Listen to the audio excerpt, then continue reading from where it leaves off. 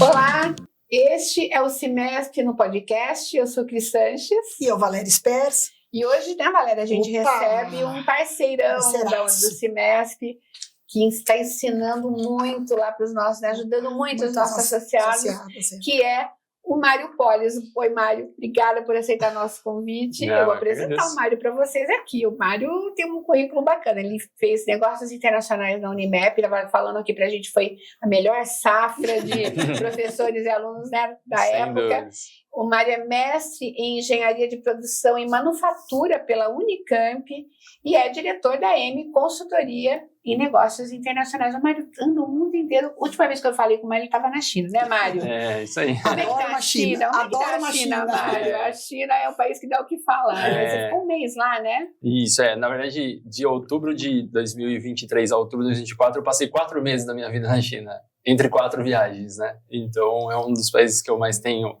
talvez assim, propriedade para falar mesmo, né? Obviamente, fora do Brasil. E o que mais eu estive também em períodos de tempo acumulado. Então, é um país que eu gosto muito também e parte também da própria demanda do mercado de ter esse tipo de relacionamento com a China. O ano passado eu entrevistei a diretora da Exalc, a professora Thais, ela tinha acabado de voltar da China. Ela falou, olha, eu estou impressionada com o que eu vi lá. Eu fui 4 vezes à China, 3 ou 4 vezes, ela falou, o que eu vi na China me deixou muito impressionada em termos assim de rios despoluídos, enfim, de infraestrutura urbana. Sim. Nas cidades que ela estava. É isso mesmo? E aí, quero dizer o seguinte... É tudo isso? O que é tudo isso? E esse mercado... Tá bom esse mercado para a indústria metal mecânica entrar para comprar e para vender? Legal. Como é que é? Bom, assim, a primeira vez que eu estive na China foi em 2015, e então vai completar 10 anos agora, e eu consegui ver já uma grande mudança em 10 anos. Mas eu conheço pessoas que foram nos anos 90 quando a China abriu o mercado, né? E essas pessoas realmente veem assim, uma diferença ainda mais absurda.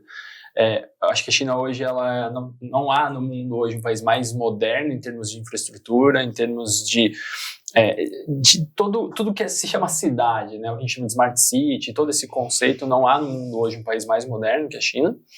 E ela consegue replicar isso pelo território, né? Porque uma das coisas que as pessoas normalmente falam é assim, mas você vai muito em Xangai, aí então Xangai é um ponto fora da curva. Mas não, na verdade a China hoje, como num todo, você tem ali grandes cidades e muito similares. Então, é uma experiência que eu digo que é espetacular. Todo mundo precisa ir para entender o que é. É difícil você falar e traduzir o que é, né? E no setor metal mecânico, eu acho que esse contato com a China, ele acaba sendo até meio natural, porque a matéria-prima, o aço em si, né? Ele preponderantemente vem ou da China ou da Índia quando ele é importado, se não da própria siderurgia nacional, né? Então essa necessidade desse contato com a China acaba sendo básico para uma indústria metal-mecânica que precisa sobreviver nesse mercado bastante disputado. O potencial de exportação para esse mercado, uma indústria metal-mecânica localizada aqui, já é bem mais complexo, porque ela vai ter o desafio de concorrer com os próprios chineses no mercado doméstico, né? Fora a distância, fora essa geografia. Então, eu acho que pensando em desenvolvimento de mercado de exportação, essa cadeia tem mais competitividade vendendo aqui na nossa região, né? Aqui na América Latina, África, mas nessa região. Vender para eles nessa área é muito difícil. Acho que aí já são outras áreas que têm potencial. Mas né? Comprar é bom. Porque eu estava falando com você, né, antes da gente entrar na gravação, que há um tempo atrás falar que uma máquina ou algum produto feito na China era de qualidade duvidosa. Parece que hoje já não é mais assim, né? Sim. Na verdade, a gente tem um corte da China dos anos 80 para agora. Então, é um corte muito curto, historicamente dizendo, mas em que o mundo evoluiu muito rápido nesse mesmo tempo, né?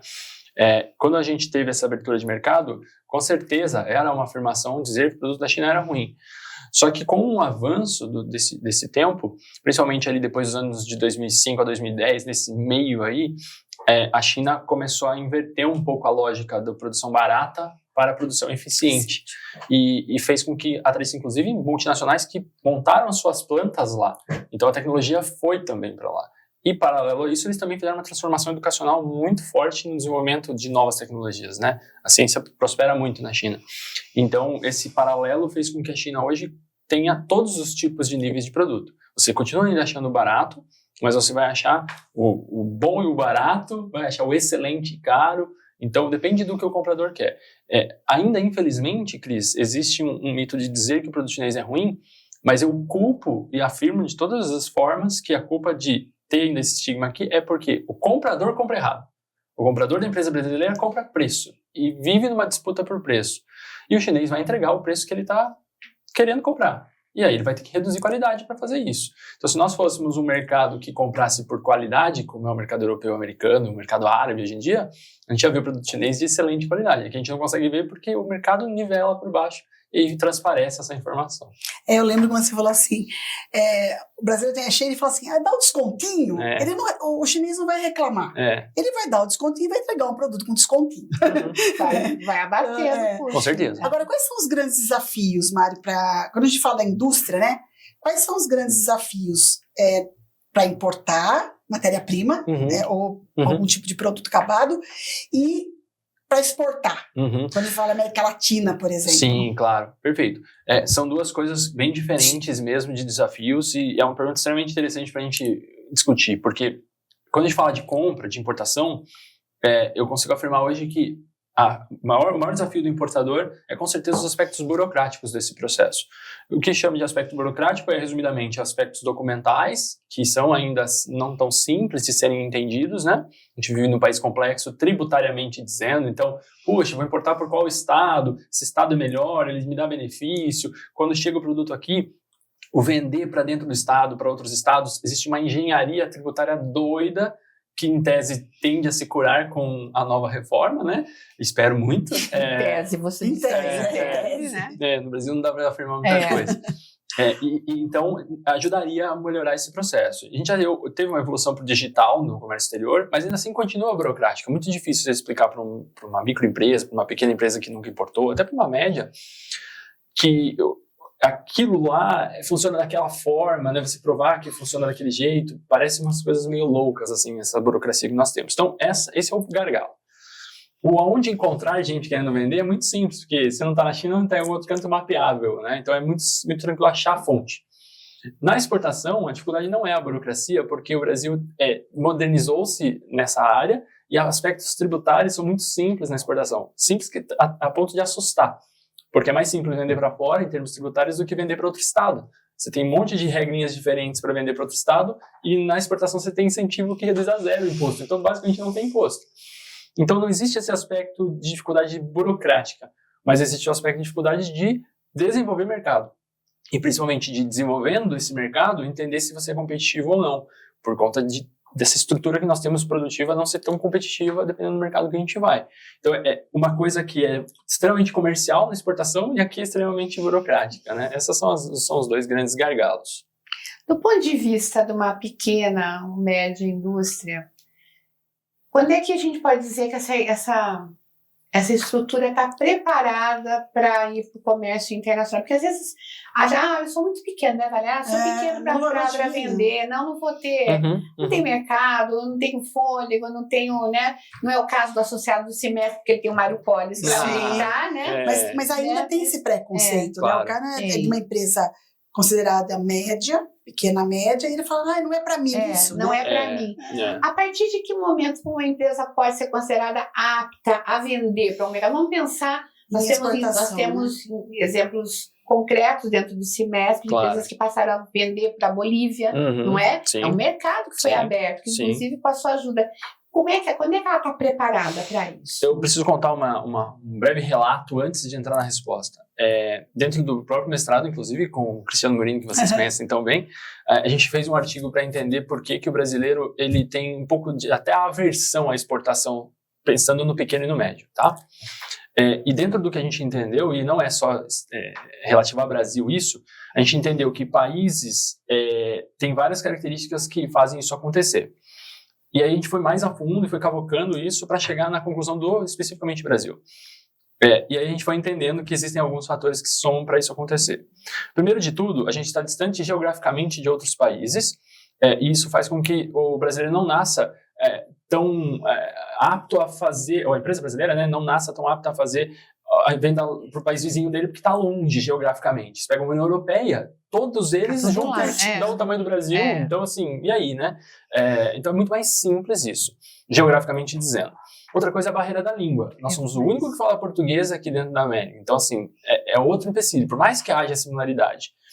Terceiro, que a gente é gigantesco em termos territoriais, então é muito mais normal a empresa querer vender primeiro para o estado, depois para outro estado, depois para outra região, e aí a última das opções acaba sendo a exportação. Tem todo um mercado interno para explorar, né? Exato. Então, quando você soma essa característica, e aí você vai comparar, por exemplo, com o Chile, que não tem indústria nacional, não tem população grande, o cara nasce tendo que exportar. Então, é uma característica completamente diferente. Então, isso responde parcialmente essa questão do porquê que o cara não tem um pouco desse, nossa, mas para mim e tal.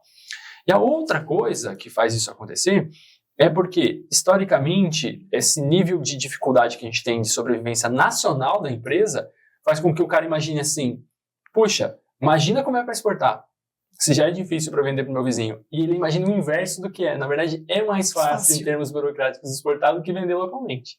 Então, a soma desses dois forma um histórico do porquê que se chega no empresário pensar assim. E aí, respondendo a sua pergunta, no que faz uma empresa ser, né? Então, no Cimesp, hoje a gente tem alguns quadros de empresas, né? Nós temos empresas que já exportam há alguns anos prontas, preparadas, que já estão acostumadas, exportam para mercados desenvolvidos e tal. A gente tem os médios que estão ali exportando e estão melhorando e ampliando o mercado. E a gente tem os que se interessam e querem buscar, né? Então, tem os 3 quadros. Essa empresa, ela vai estar apta a exportar quando, primeiro, ela atingiu um padrão de produção interessante. Porque também não adianta o cara ter um processo produtivo que uma hora sai de um jeito a peça, outra hora sai de outro jeito a peça. Imagina isso como que se comporta, né? Segundo, que ele tem a capacidade de ampliação dessa produção. Não necessariamente investindo em mais máquina, ou investindo em mais coisas, mas que ele, com a própria estrutura dele, consiga trazer mais clientes usando a própria estrutura. Terceiro, que ele tem um termo que a gente usa especificamente no comércio exterior, que é radar, que é habilitação para exportação, que hoje em dia é super simples. Muito simples. Tudo eletrônico, então, né? Tudo eletrônico. Então, assim, não precisa mais ir à receita, como antigamente, esperar X dias. Hoje sai na hora. Então, é um negócio super simples. Então, ele estando com essas 3 coisas, basicamente ele já tem meio caminho andado, porque ele já tem ali um passo já dado para daí depois ir para o desenvolvimento de mercado. E aí a gente volta no maior gargalo, que é desenvolver o mercado, que daí a gente pode falar, inclusive, sobre algumas estratégias depois nos próximos tópicos aí. Mas basicamente é simples essa preparação. Agora, o que acontece muitas vezes é que o brasileiro também procura a exportação em 2 momentos que são clássicos no nosso mercado. Dólar subiu, soa bem vender em dólar, então vamos para cima da exportação. E mercado em baixa doméstico. E por vezes, já me deparei com situações que você vai num mercado, o cara fala, brasileiro, você só exporta quando você está em baixa lá, né? Você me procura quando você está em baixa. Então, existe também esse tipo de coisa. Quando vai pensar em exportação, o cara tem que ter consciência que é um passo que não tem como voltar mais para trás. Então, é dali para melhor. Ele tem que abastecer aquele mercado. Claro, né? claro. Então, é por aí. Agora, o que eu percebo muito, Mário, talvez vocês... Porque o Mário faz muito um trabalho lá de atender as associadas, a gente fala dos plantões, né? Às vezes ele atende na empresa, quando a associada pede, ele vai até a empresa.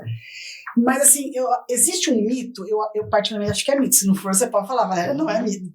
Existe um mito que você tem que ter uma estrutura de um departamento de exportação para poder exportar. Certo. E hoje a gente tem muita possibilidade de ter uma pessoa que cuida disso, né, uma logística bem feitinha ali, né? E assessorias que podem orientar sobre o spread bancário, como receber esse dinheiro estrangeiro, sim, né? Não é se eu estou vendendo para uma empresa boa ou não. Exato. Né? Então, esse é um negócio, né? Se aquela empresa está vendendo uma empresa que é legal, que se pá, idônea. Você sente isso nas empresas do Cimesp? Porque eu, às vezes, percebo lá, pode ser que eu tenha pego dado azar, né? Não. Né? Mas sim, você tem sim uma percepção que é real do mercado. E assim, é ainda uma barreira a ser quebrada, né? Nesse sentido de que, eu preciso ter um departamento completo aqui com gente. Só que como que o cara vai bancar um departamento desse se ele não tem ainda uma constância de exportação, né? Então, hoje em dia você tem soluções que são contratadas sob demanda, que quando ele precisa, ele vai e faz. O Cimesp tem esse perfil também desse associado hoje que já é conhecedor dessa informação, contrata sob demanda, então tenho demanda, vou lá e busco a solução que vai me atender. E você tem dentro do Cimesp também gente que tem um departamento. Mas não é um impeditivo, e isso é muito bom de dizer mesmo, assim, não é um impeditivo não ter um departamento, porque você pode terceirizar isso sim, e obviamente, se você sentir que o negócio está virando legal mesmo, daqui a pouco você pode internalizar e criar um departamento. Mas ainda assim, eu chamo a atenção, Valéria, que existe hoje uma tendência também no comércio exterior a velocidade do comércio exterior está maior do que a velocidade de informação. Então, existe uma tendência grande de, mesmo as empresas que têm capacidade de ter um departamento, ou até que já tenham, de fazer a terceirização para o BPO. Então, o comércio exterior também está entrando nessa onda do BPO forte, justamente para poder atender essas demandas dessas empresas. E para o empresário, eu entendo que é até mais interessante, porque vira uma situação de custo variável para ele. Não é uma despesa fixa que ele tem.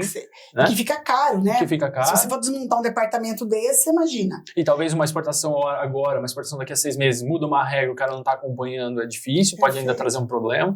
Então, eu sou extremamente favorável a essa situação, sim, dessa terceirização. Eu cutuquei você, porque quando eu tive a ideia de trazer essa possibilidade, e aí a diretoria aprovou aquela coisa toda, a primeira coisa que me disseram, não vai dar certo esse negócio, porque as empresas têm que ter departamento montado. E não é isso. Não. Na verdade, não é isso. Hoje, mais do que nunca, que nem você. Você pode abrir um mercado, a empresa contrata você para abrir um mercado.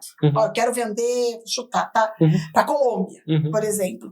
Você vai lá, vai prospectar essa empresa, você vai até levar o cara lá, né, Mari? Às vezes a China mesmo, você leva empresário para conhecer o produto, conhecer as fábricas, no caso da importação de matéria-prima, né? Isso mesmo. Então existe sim esse profissional, e o Cimesp também tem feito esse trabalho, acho que interessante, de trazer, inclusive, entidades para aproximar, para estimular mais isso, para quebrar essas barreiras que hoje a gente tem. E eu tenho que dizer também, confessar, que uma parte desses mitos também são criados pelas empresas brasileiras mesmos, de certa forma, para travar o concorrente, para que ele não vá naquela direção que ele está. Entendi. Então, assim, isso acontece nos dois sentidos, na exportação e na importação. Então, o cara achou um caminho, está trilhando bem, uma maneira dele fazer com que o concorrente local dele não acesse aquele mesmo caminho difícil, nossa, aqui tem uma estrutura. Então, são alguns também mitos aí dentro da área que precisam ser quebrados.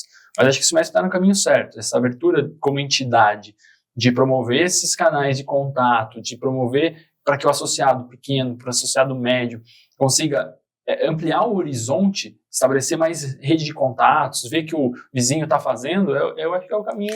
Mas eu acho que você toca num negócio super bacana, que você fala assim, não adianta quando tá ruim aqui, o cara corre pro mercado, não adianta, ele só que agora eu quero, agora não quero brincar mais, né? Não é sazonal. Não é sazonal, ele tem que ir lá desenvolver e atender a esse mercado. Perfeito, né? Atender e melhorando e ampliando aquele mercado, né? Porque a exportação, ela tem uma vantagem extremamente competitiva, inclusive para reverter para o mercado doméstico. Eu acho que o maior exemplo que a gente tem no Brasil hoje é o exemplo da Havaianas, porque a gente tem esse modelo de case de exportação que a gente vende ele internacionalmente há anos, que era o nosso chinelinho nos anos 90 de lavar o quintal, de fazer a faxina, e usar ali informalmente. Hoje é um estilo de vida, você vai no restaurante jantar, você vai em outro lugar. Só que o que aconteceu nessa transformação para ter virado a chave disso daí? A Havaianas começou a exportar.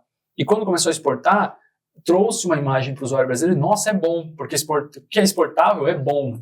E, de fato, você força um nível qualitativo para cima, então normalmente você tem um produto bom. E o outro grande exemplo de afirmação de que exportação traz resultado positivo de marketing até localmente é que quando a gente exporta a pinga, ela vira cachaça. E quando a gente consome localmente, é a pinguinha. Troca até o nome, né? Então, traz valor, inclusive, para o mercado doméstico, dizer que você exporta. Né? É importante também esse reforço localmente. Quais são as dúvidas mais comuns que você encontra nos bate-papos que você tem com os empresários? Diverge um pouco de estrutura da empresa, né, e da velocidade em que ela está. A gente tem dúvidas desde básicas. Isso tanto acontece no Cimesp quanto no mercado em geral, tá? Desde aspectos básicos, como, por exemplo, se eu exporto, eu vendo em dólar, eu recebo em dólar, né? Essa questão de dólar é um ponto muito, muito sensível, que as pessoas sempre me perguntam muito. A outra questão é a questão do radar, né? Como que eu tiro? É difícil, preciso mexer na minha empresa? Preciso no nome da empresa estar lá, Mário Polis Importação e Exportação, ou tem KNAI de Importação e Exportação?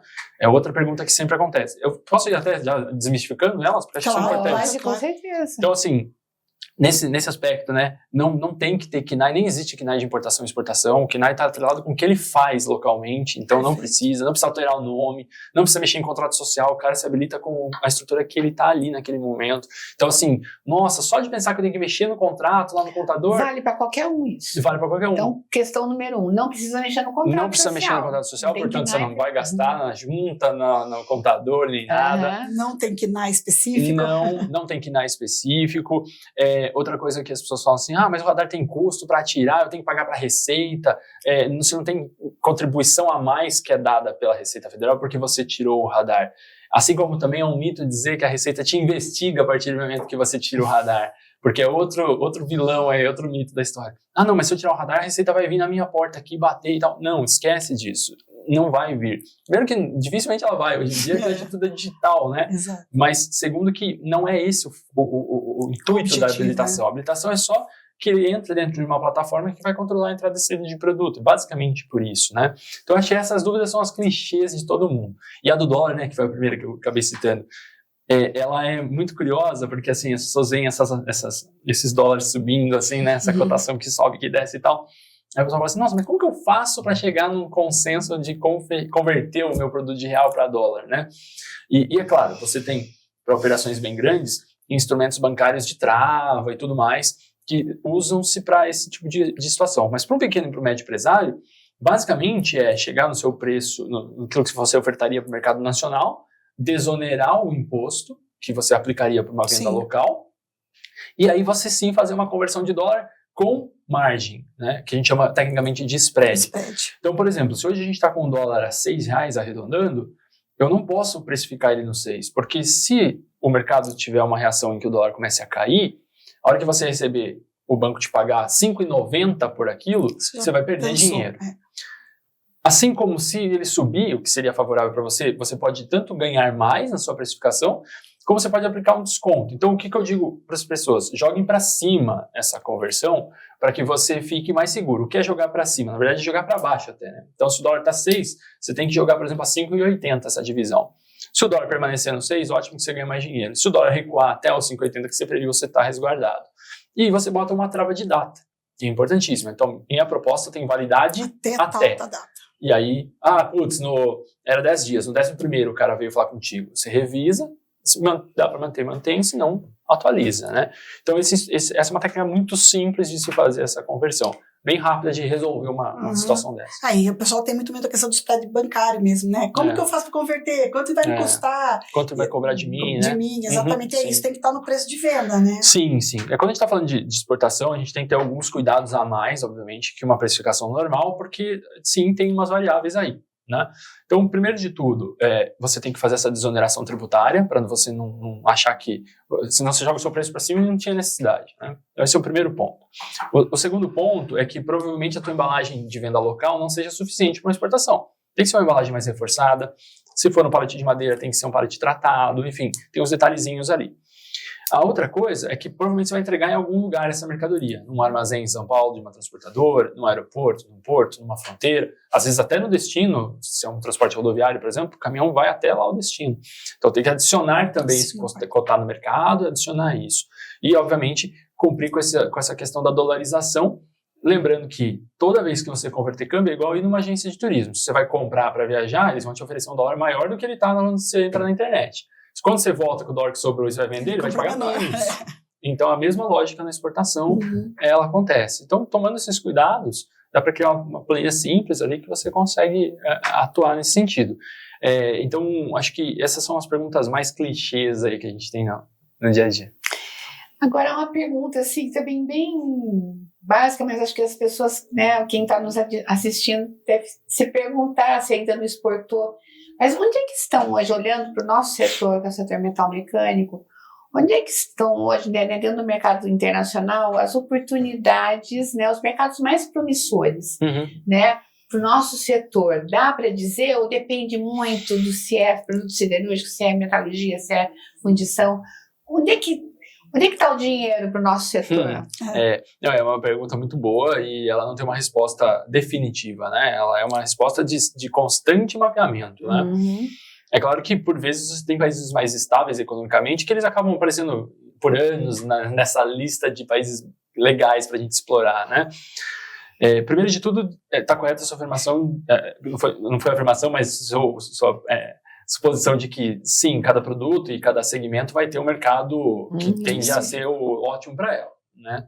Então, se a gente está pensando, por exemplo, em metal mecânico, que fornece equipamentos para quem cultiva cana, né, produz açúcar e álcool. Você não pode ir num país que não tem esse tipo de cultura, né, obviamente. Então, você respeitando essas características de produtos, obviamente você vai filtrando os países. Mas se a gente tivesse falar mais abrangentemente, a América Latina há anos vem sendo um potencial de mercado para o Brasil, por algumas razões, né? Intensificadas inclusive com o Covid. Primeiro, essa questão da gente estar mais próximo geograficamente é um ponto. Segundo, dos acordos que nós temos intra-bloco, que reduzem os impostos para quem está comprando, né? Volto a dizer, a gente já não tem os impostos de venda aqui, independente do destino. Só que o pagador, né, quem compra, também não tem que pagar o imposto porque está comprando do Brasil nesse acordo que a gente tem aqui na Latinoamérica, e em especial no Mercosul. Então, você também tem um incentivo que fortalece essa situação. Terceiro ponto é a própria capacidade de entregar mais rápido do que um país da Ásia para esses mercados. Então, se a indústria produz no mesmo tempo o produto que um chinês, por exemplo, 30 dias de produção para os dois. Até a nossa mercadoria chegar da China para o Chile, para a Colômbia, etc., já está lá a nossa mercadoria com certeza, porque a distância é menor e o prazo é menor. Então, também facilita nesse sentido. Comercialmente, também ajuda a estar na América Latina e prospectar esses países, porque é mais rápido de eu deslocar a minha, né, como vendedor, eu ir lá naquele país, fazer uma feira lá, é muito mais familiar, a cultura é mais parecida também. Então, eu acho que aqui está um grande filé aí. Mário, mas agora a Colômbia não está tão bem economicamente como estava alguns anos atrás, mas ainda numa ordem de 10 anos, de 5 anos, a gente vê essa evolução e eles continuam crescendo. Então é legal. A gente vai ver situações políticas que, de certa forma, ajudam ou não, dependendo do momento, mas não deixam de ser oportunidades. Então, por exemplo, a Colômbia, desde 2000 para cá, quando se pacificou a questão de guerrilha, um belo país para se prospectar.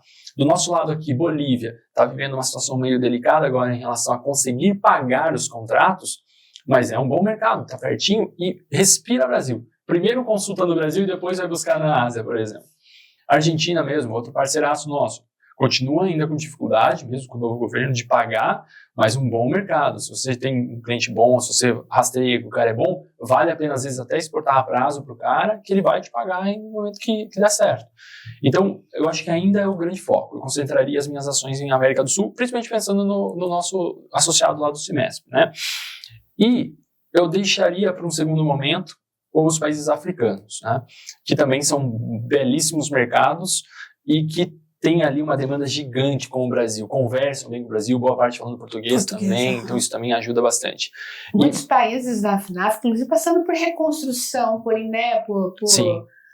Desenvolvimento econômico desenvolvimento mesmo. Quando você tem países muito pobres que eles recebem algum tipo de investimento ali, existe um boom muito grande de percentual de crescimento. Então, se demanda tudo, assim, né? E boa parte desses países que falam português, eles normalmente têm alguma sede ou alguém ligado em Portugal.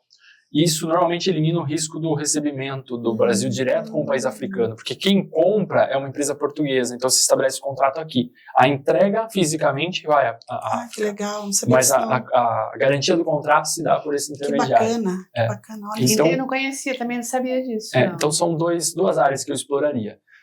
Mário, mas se a gente for falar de outras áreas, sim, mercado árabe, por exemplo, é um mercado em potencial. A gente tem empresas que exportam para lá algumas coisas, né? Só que, em termos de facilidade, resumindo todos os fatores, eu ia por essa ordem de escala. De escala. Legal, muito bom. É apaixonante, né? É apaixonante. Eu gostaria muito que os associados aproveitassem. A gente está gravando esse podcast na semana da posse do Donald Trump, que promete mudanças aí no Golfo do México, no Canal do Panamá. Do ponto de vista do comércio internacional, para nós, isso impacta de alguma forma ou não? Sim, com certeza impacta.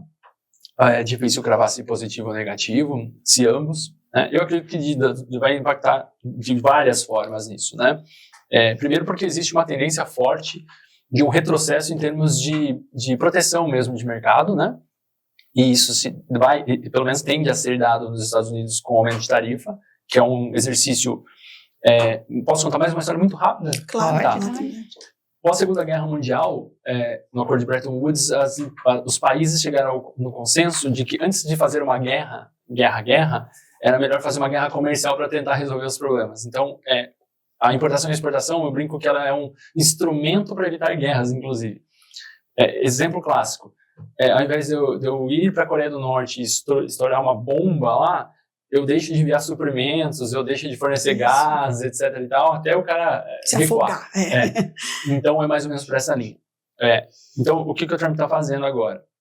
Aumentando tarifa, ele vai tentar forçar com que os outros países também se acomodem ao que ele quer e ao que ele almeja, né? Só que quando você gera um efeito de aumento de tarifa e uma proteção de mercado, você também gera o efeito contrário. Então, os países também farão o mesmo para os Estados Unidos em retaliação. É normal, isso é o mercado. Então, há uma tendência de a gente ver esse movimento acontecer. E os Estados Unidos é um importante player para todo o mundo. É indiscutível isso, obviamente. Então, esse é o ponto negativo. Por um outro lado, se a gente tem, por exemplo, a China fornecendo menos para os Estados Unidos, eles vão escoar isso para algum outro local. Consequentemente, eles vão abrir portas para outras situações, para mais investimentos em outros locais, etc. Então, há uma tendência de uma aproximação ainda maior do nosso mercado hoje, que já é o principal, né, vice-versa ali, né, de estreitar isso e de aumentar esses negócios. Então, hoje o Brasil já fornece muito, é o nosso principal cliente, a China. Há uma tendência do Brasil escoar ainda mais para a Ásia. E, consequentemente, isso abre portas em até outros mercados que, porventura, não compravam, porque passam a conversar paralelamente ao mercado americano. Mas eu gostaria de avaliar isso mais a longo prazo, porque... é muito cedo, sim. E porque, assim, isso pode gerar um efeito, depois recua, é muito difícil de cravar. Depende de questões políticas sociais também, o ambiente político internacional dita, é o que você está dizendo, né? Podem acontecer aí tantas variáveis que mudam o cenário, né? Sem dúvida. Mas acho que é interessante essa sua análise sobre esse estreitamento da relação com a China. Inclusive, precisa preparar uma palestra pra gente lá, tá? Aprofunda nessa questão aí. Mas eu acho que também o mundo como um todo, em diversas discussões, eu acho que ele vive, a gente pode chamar de mola ou de sanfona, um efeito de esticar isso, né? E ele vai atingir um ponto que eu acho que em algum momento ele recua. Você vê que esse movimento é muito incerto globalmente, para onde vai, né? Hora para um lado, hora para um outro. Então, a gente vê muita coisa acontecendo, mas eu acho que aos poucos isso vem se acomodando, se acomodando. É um pouco do mercado. Eu só queria fechar com uma pergunta aqui, que está no nosso roteiro, que é sobre com as tecnologias digitais, né? O comércio eletrônico, ele pode servir de alguma forma, a indústria pode se valer desse recurso, ou deve se valer desse recurso para ampliar suas vendas ou compras no mercado internacional. Como é que você vê a tecnologia digital nesse contexto de compra e venda internacional? Com certeza. Eu acho que é, inclusive, um caminho também sem volta, né? Estimulado e acelerado pelo Covid também. Nacionalmente a gente já vê isso acontecendo, né? Eu brinco que sou tietense, né? A gente tinha a loja do centro onde todo mundo comprava roupa e eles tinham vários funcionários. Hoje você vê que ela enxugou a estrutura, mas está no online, então tem um escritório no fundo com mais gente que hoje vive na frente. Então você vê como as coisas vão mudando, né? Na indústria, principalmente pensando no foco dos nossos associados lá do SUMESP, primeiro de tudo, todas essas empresas precisam cada vez estar mais presentes digitalmente, principalmente para mostrar que elas existem. Porque quando a gente fala hoje de, nossa, deixa eu ver se aquela empresa existe ou não, a primeira coisa é jogar na internet, ver quem vou ver se ela tem rede social, se ela alimenta a rede social. Né? Site, se a gente vai, olha as reclamações, as coisas positivas. E isso traz uma situação pra gente do tipo, nossa, se o site é ruinzinho, antigo, você já... Nem tem, né? Nem tem, não fala em português, só fala em português comigo, né? Não fala no meu idioma. Então, uma série de coisas aí. Por exemplo, hoje uma coisa super simples que o cara pode fazer para tentar prospectar um mercado ou para sentir um mercado, se ele fizer o mesmo anúncio que ele faz hoje, vamos supor que é uma empresa de Piracicaba focando hoje as energias em atender o mercado do Rio de Janeiro para prospecção. Então ele vai lá, investe em Google Ads, ele faz toda a propaganda dele para aparecer a propaganda por geolocalização no Rio. Se ele fizer a mesma coisa traduzido em espanhol para Bogotá, a campanha vai aparecer lá.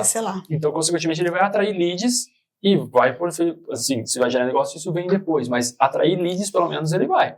Então, isso é um instrumento que era inimaginável há um tempo atrás. Como fazer uma propaganda naquele país que eu desejo, né? Então, tem desde aspectos tradicionais, como feira, que continuam valendo muito a pena fazer, ir visitar, aos aspectos digitais que cada vez mais conversam com o público.